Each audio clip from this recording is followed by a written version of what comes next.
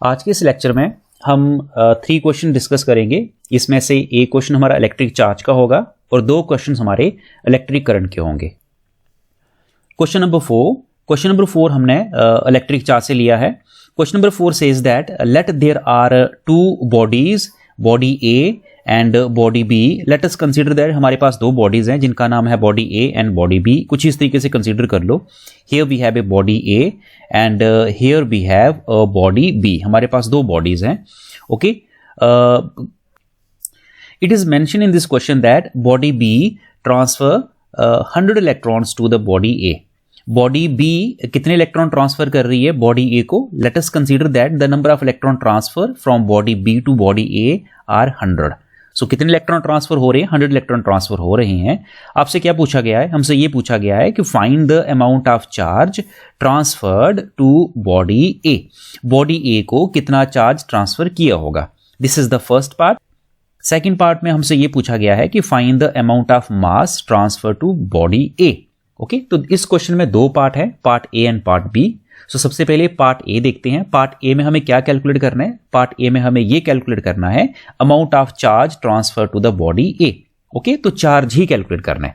Now just look at here, अगर body B से body A में 100 इलेक्ट्रॉन ट्रांसफर हो रहे हैं तो कितना चार्ज ट्रांसफर हुआ होगा? कितना क्यू ट्रांसफर हुआ होगा? So according to the relation Q is equal to N E. Okay, so now there are 100 electron transferred to the body A and charge of each electron is 1.6 into 10 raised power minus 19 coulomb. Okay, तो इसका जो answer निकल के आता है that will be ये हमारा होगा 160 into 10 raised power minus 19 coulomb. That will be the answer. इसको अगर आप सॉल्व करोगे, इसे अगर आप सॉल्व करोगे तो इसका जो आंसर आएगा वो कुछ इस तरीके से होगा। That is 100 into 16 by 10 okay into 10 raise power minus 19। तो 10 से एक 0 जाएगा तो ये 160 बन जाएगा। ओके, सो हमारा जो आंसर आएगा that will be 160 into 10 raise power minus 19 coulomb.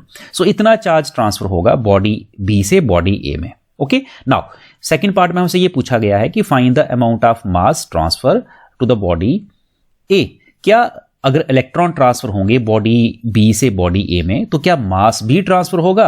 Answer is yes, मास भी ट्रांसफर होता है। क्यों? क्योंकि जो इलेक्ट्रॉन ट्रांसफर हो रहे हैं इलेक्ट्रॉन में मास है। ओके, इलेक्ट्रॉन में मास है, तो अगर 100 इलेक्ट्रॉन ट्रांसफर हो रहे हैं तो 100 इलेक्ट्रॉन का मास भी क्या रहा होगा? ट्रांसफर हुआ होगा। Okay, so amount of mass transfer वो कैसे निकालेंगे? वो कुछ इस तरीके से निकाला जा सकता है।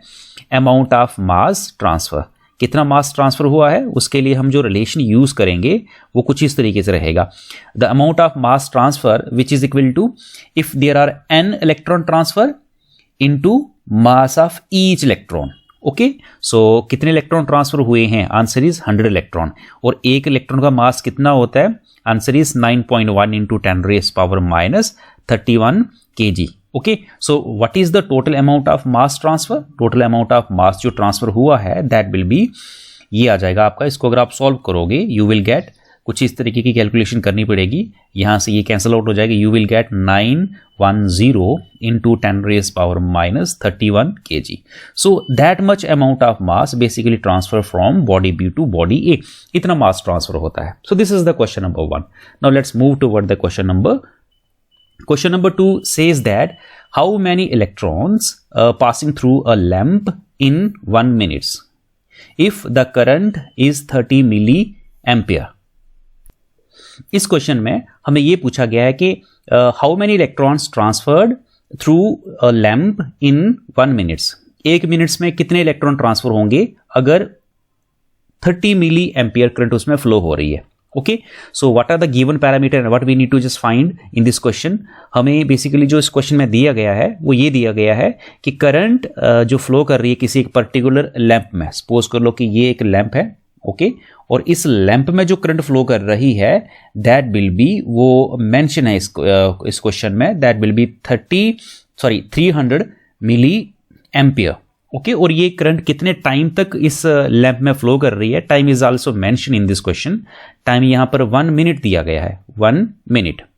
ओके, और आपसे ये पूछा गया कि अगर 1 मिनट में 1 मिनट तक अगर 30 मिली एम्पीयर करंट फ्लो करे किसी लैंप के बीच में से, तो बताइए आप कितने इलेक्ट्रॉन ट्रांसफर हुए होंगे, कितने इलेक्ट्रॉन पास हुए होंगे। मीन्स आपको क्या निकालना है, you have to find the number of electrons transfer. Okay, so electric current का रिलेशन यूज करना पड़ेगा हमें, ठीक है। So what is the relation of electric current. देखिए करंट हमारी होती है that is amount of charge per unit time, that is the relation of a current. लेकिन यहां पर चार्ज में हमें इलेक्ट्रॉन चाहिए, हमें क्या चाहिए, हमें इलेक्ट्रॉन चाहिए। तो हमें इलेक्ट्रॉन कहां से मिलेगा, हम क्या कर सकते हैं, हम इसे ऐसे लिख सकते हैं Q is equal to N E upon T. Now this is the relation, हमें इलेक्ट्रॉन चाहिए तो इलेक्ट्रॉन यहां पर है, करंट मेंशन है यस, टाइम मेंशन है यस, तो हम निकाल सकते हैं। ओके, सो अगर हम समराइज करें तो जो हमारा फार्मूला इस क्वेश्चन में रहेगा that will be N E by T. तो ये फार्मूला हम क्या करेंगे, यूज करेंगे नंबर ऑफ इलेक्ट्रॉन्स को कैलकुलेट करने के लिए। तो स्टार्ट करते हैं। वन मोर थिंग, स्टार्ट करने से पहले हम क्या करते हैं, थोड़ा सा करंट को सिंप्लीफाई कर देते हैं। करंट है 300 मिली एम्पियर, तो उसको एम्पियर में कन्वर्ट करना पड़ेगा। तो ये 300 इंटू 10 रेज पावर -3 एम्पियर हो जाएगी ये। And what about time, time भी हमें क्या करना पड़ेगा, सेकंड में कन्वर्ट करना पड़ेगा। सो 1 मिनट्स में कितने सेकंड्स होते हैं, 60 सेकंड्स होते हैं। सो इस तरीके से हम क्या कर सकते हैं, यूज कर सकते हैं। So what is the current, current will be 300 into 10 raise power -3 is equal to number of electron मुझे कैलकुलेट करने हैं। चार्ज ऑफ इलेक्ट्रॉन होता है 1.6 into 10 raise power -19 coulomb upon time कितना है, टाइम आ जाएगा हमारा 60 सेकेंड्स। ओके, सो यहां से नंबर ऑफ इलेक्ट्रॉन्स हम क्या कर सकते हैं, कैलकुलेट कर सकते हैं। किस तरीके से, कुछ इस तरीके से निकाले जा सकते हैं। ये 10 रेज पावर -3 है और ये 10 रेज पावर 19 है। ओके तो ये कैंसिल आउट हो सकते हैं कुछ इस तरीके से। यहां रहेगा माइनस के 19 में से 3 कैंसिल आउट अगर हम करते हैं तो माइनस के 16 यहां पर रहेंगे। ओके, सो हमारा जो आंसर रहेगा यहां पे n is equal to 300 okay into 60, ये यहां जाएगा इंटू 60 अपॉन ये डिनोमिनेटर में आ जाएगा 1.6 इंटू 10 रेज पावर -16। कुछ इस तरीके से आंसर आ जाएगा हमारा। आंसर नहीं अभी ये, अभी हम कैलकुलेशन कर रहे हैं, इसको फर्दर कैलकुलेट करो आप तो ये कुछ इस तरीके से बनेगा 18 into 300 into 60 that will B 18 into 000 आ जाएगा यहाँ से, डिवाइडेड बाय एक जीरो और कंसीडर करो, नीचे 16 लिख लो इंटू 10 रेज पावर -16। ओके, तो इसको फर्दर अगर आप सिंप्लीफाई करते हो तो ये कुछ इस तरीके से बनेगा आपका 18 into 10 raise power 4 okay divided by 16। 10 raise power -16 जब ऊपर जाएगा तो प्लस का बन जाएगा, प्लस का 16 हो जाएगा ये। ओके, सो ये निकल के आता है कुछ इस तरीके से 18/16 इंटू 10 रेज पावर ये 20 बन जाएगा। ओके, तो इसको फर्दर अगर आप सॉल्व करो तो ये कुछ इस तरीके से बनता है हमारा, that is 9/8 into 10 raise power 20। इसको अगर आप फर्दर सॉल्व करते हो then we have 1.125 into 10 raise power +20। So these are the number of electrons, 10 raise power +20 electrons. इतने इलेक्ट्रॉन्स हमारे 1 मिनट्स में फ्लो करेंगे अगर इतनी करंट हमारी फ्लो करती है किसी वायर के बीच में से। Okay, so this is the question number 2। Now let's move toward the last question of today's discussion that will B we have considered this question also from the electric current. Question number 3rd of today's discussion says that let 50 nanocoulomb charge flows through a wire for 10 minutes. कितना charge flow कर रहा है, यहाँ mention है इस question में कि basically 50 नैनोकूलम charge flow कर रहा है किसी वायर में 10 मिनट्स के लिए। कितने टाइम के लिए, 10 मिनट्स के लिए। Okay, so find the amount of current formed, कितनी करंट फ्लो करी होगी ये आपको कैलकुलेट करना है, आपको आई फाइंड करना है। तो ये आई थिंक निकल जाएगा क्योंकि करंट क्या होता है, करंट आपका होता है चार्ज अपॉन टाइम। तो आपको इसमें सिर्फ चार्ज की वैल्यू पुट करनी है। चार्ज कितने, पहले इसको कन्वर्ट कर लो, 50 नैनो कूलम है ना, सो नैनो 10 रेज पावर -9 कूलम होता है। ओके, 1 नैनो कूलम में कितने कूलम्स होते हैं, 10 रेज पावर -9 कूलम होते हैं। ओके, और टाइम कितना, 10 मिनट्स है। इसको 60 में कन्वर्ट करना पड़ेगा, सेकंड में कन्वर्ट करना पड़ेगा, तो ये आ जाएगा 10 इंटू 16, तो ये बन जाएगा आपका 600। तो तो ये बनेगा आपका 600 सेकेंड। ओके, तो पुट करो इसको इसमें, ये आ जाएगा आपका 50 इंटू 10⁻⁻9 अपॉन 600। ओके, तो यहाँ से ज़ीरो कैंसिल आउट हो जाएगा, आपको मिलेगा 5/60 okay into 10⁻⁹9।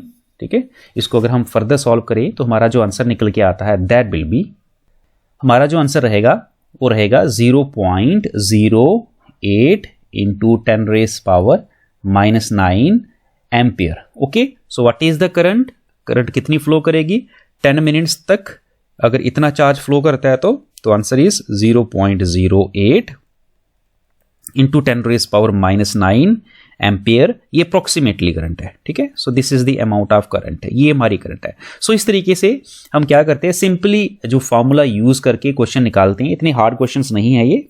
Okay, so that is all about in today's discussion. Thank you.